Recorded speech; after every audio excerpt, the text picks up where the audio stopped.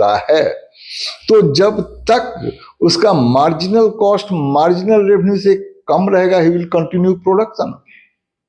और जब वो दोनों इक्वल हो जाएगा, क्लियर, मतलब उस पॉइंट पर उसका प्रॉफिट मैक्सिमम है, और अगर वो उस पॉइंट से आगे प्रोडक्शन करता है तो फिर उसका मार्जिनल कॉस्ट मार्जिनल रेवेन्यू से ज्यादा हो जाता है।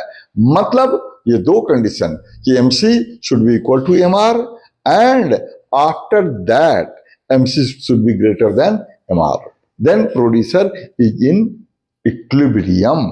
अब इसी को इम्परफेक्ट कंपटीशन के केस में ये एमआर का कर्व नेगेटिवली स्लोप्ड होता है, एमसी का कर्व यू शेप्ड होता है।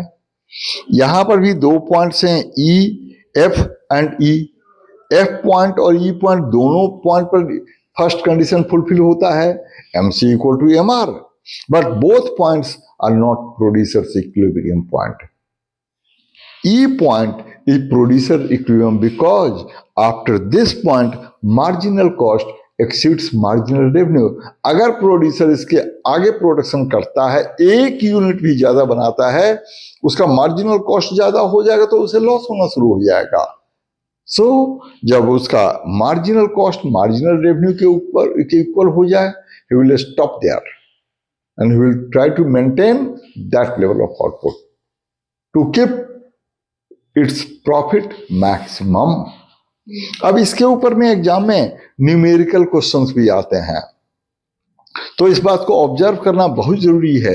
एग्जाम में दे देंगे, ठीक है, टीआर दे देंगे, टीसी दे देंगे, तो उससे हमें एमआर और एमसी निकालना होगा, फिर एक कॉलम बनाएंगे प्रॉफिट का, क्लियर।